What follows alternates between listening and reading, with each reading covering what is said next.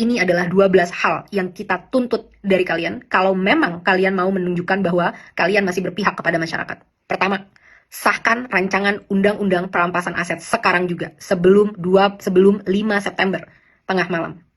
Kedua, pecat anggota DPR yang terbukti menghina rakyat, Ahmad Syaroni, Deddy Sitorus, Bambang Pacul, dan yang lain-lain itu yang berjoget-joget di parlemen. Mereka yang hanya mewakili kepentingan partai politik dan tidak kredibel untuk merepresentasikan kita, apalagi membuat kebijakan-kebijakan. Kita minta KPK, pahlawan kita, untuk segera cek seluruh harta dan aset mereka. Apakah itu didapat dari uang yang benar-benar legal atau ada permainan-permainan dari harta-harta tersebut. Crazy rich itu tidak mungkin bisa sekaya itu tanpa melakukan hal-hal yang tidak dibenarkan secara hukum. 3. Bebaskan pihak-pihak yang kalian tahan karena menyampaikan aspirasinya. Jangan salahkan semua terhadap masyarakat. Kalian juga harus bisa refleksi kenapa masyarakat bisa sampai semarah itu.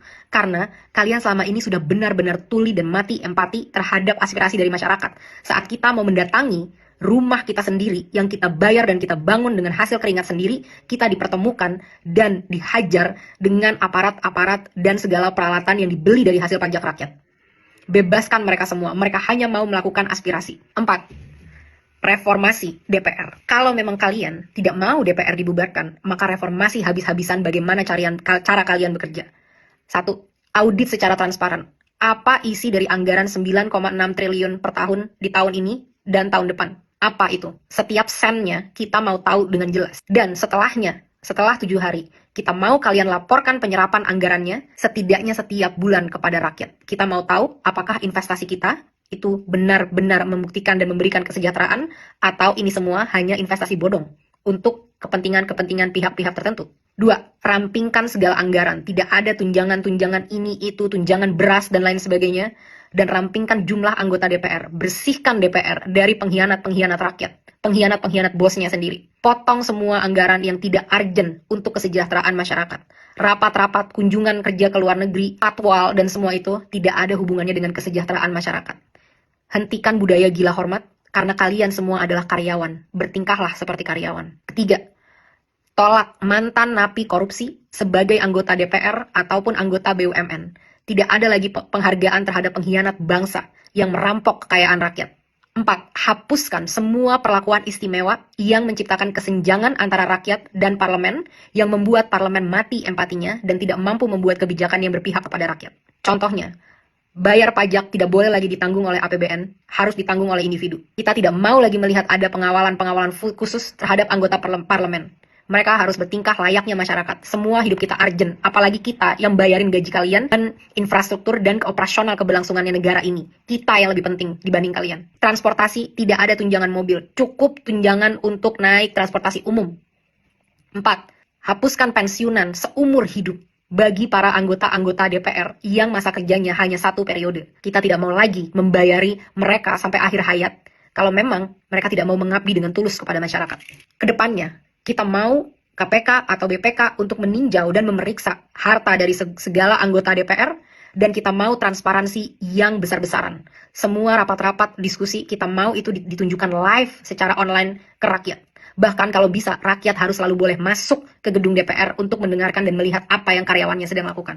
5. Tunjangan gaji dan tunjangan-tunjangan yang lain, total take home pay, total yang bisa kalian bawa pulang, tidak boleh melebihi 5 kali upah minimum UMR nasional dari masyarakat. Harus jelas kemana setiap anggaran-anggaran ini, dan kita mau jelas berapa yang diterima. Tidak boleh lagi ada kesimpang siuran yang berkata ada yang menerima segini, segitu, dan lain sebagainya. Harus jelas berapa yang diterima sebagai take home pay, kita harus tahu itu.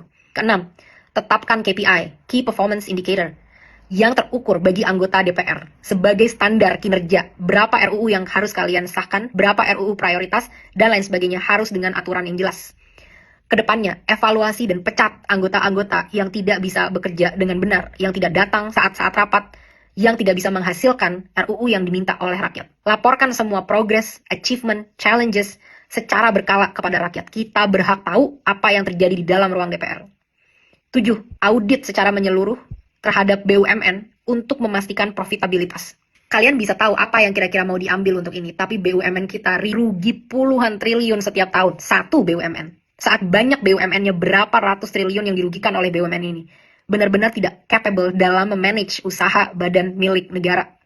Karena komisarisnya hanyalah untuk tukar-tukaran kursi, negosiasi, kekuasaan dari partai politik, tapi bukan diisi oleh orang-orang yang kredibel di bidangnya. 8. Batalkan rencana kenaikan pajak yang sudah sangat memberatkan masyarakat, termasuk rencana kenaikan BPJS kepada masyarakat. Berhenti mencekik dan memeras kita. Saatnya kalian bekerja. 9. Adili pembunuh pahlawan kita, Afan, seberat-beratnya. Aparat harus tahu konsekuensi apabila mereka menggunakan power di jalan yang salah. Negara harus menanggung dampak dari semua ini, karena semua ini terjadi karena kegagalan kalian menanggung keluarga dari Afan. Lengserkan Kapolri. Kapolri telah gagal memberikan komando untuk melindungi masyarakat. 10. Berikan standar gaji yang layak terhadap pahlawan bangsa kita, guru-guru di Indonesia, termasuk juga nakes-nakes di Indonesia. 11. Reformasi kinerja kepolisian habis-habisan. Mereka harus profesional, berpihak dan berempati kepada rakyat, punya kemampuan emosi yang baik, sehingga tidak menyalahgunakan senjata sebesar itu yang mereka punya. Mereka di sini untuk melindungi rakyat, bukan untuk membela kepentingan penguasa. Saat kasus-kasus terjadi, banyak banget yang loyo, lama, dan lain sebagainya. Tapi saat itu tentang demonstrasi, betapa canggih alat-alat yang kalian punya. Betapa banyak amunisi yang kalian punya untuk ditembakkan kepada masyarakat yang membayar gaji mereka setiap hari. Reformasi ini semua. Aspirasi sudah sangat jelas. Kalian punya 7 hari untuk bisa mewujudkan ini kalau memang kalian pantas memegang kedaulatan rakyat. Kita akan buktikan bersama-sama apakah kalian mampu dan benar-benar capable dalam melakukan ini, atau benar apa yang memang kita inginkan untuk membubarkan DPR. DPR tidak harus bubar kalau kalian benar-benar bisa bertanggung jawab dengan kekuasaan kalian dan menampung aspirasi rakyat. Jangan sampai ada lagi darah-darah dari pahlawan-pahlawan demokrasi kita yang bercerceran di jalan. Jangan sampai ada lagi intimidasi-intimidasi untuk orang tidak bersuara di negaranya sendiri. Hentikan segala intrik-intrik politik yang menjijikan dan busuk ini. Mulai bekerja dari sekarang. Buktikan 7 hari dari sekarang, mampukah kalian bertanggung jawab, pantaskah kalian digaji dari duit masyarakat.